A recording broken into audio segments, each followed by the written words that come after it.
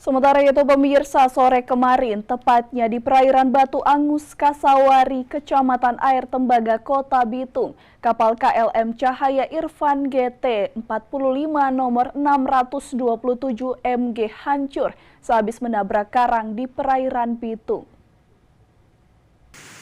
Kapal yang diduga dari Malaysia bermuatan ratusan karung pakaian bekas dengan tujuan ke Kota Bitung nampak hancur berhamburan di pantai Batu Angus, Kota Bitung.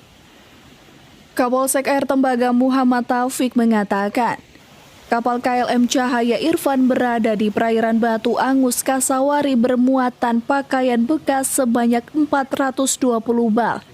Dari Tawali, Malaysia hancur usai menabrak karang. Barang ini adalah kapal KM Cahaya Irfan dari Malaysia memuat barang yaitu barang bekas.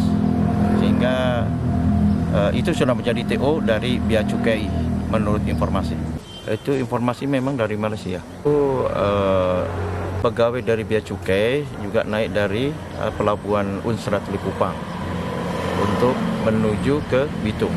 Hancur itu karena menghantam batu karang sehingga berantakan. Memang tidak ada sisa sama sekali dan hanya tinggal mesin aja yang kelihatan lokasi.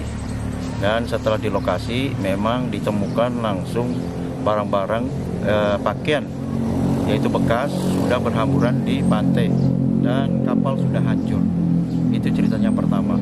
Kedua, karena masyarakat sudah banyak dan untuk mengambil barang, memang saya berikan imbauan bahwa barang-barang itu yang masih di bal atau masih terikat jangan dibongkar. Dan kalau ada yang memang sudah terbuka, silakan dipinggirkan aja untuk dibawa ke pinggir.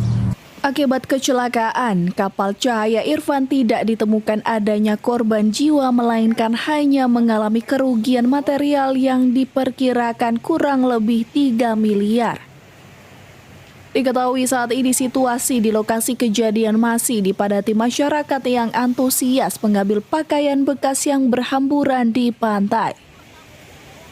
Dari Bitung, Tim Liputan Kawanua TV melaporkan.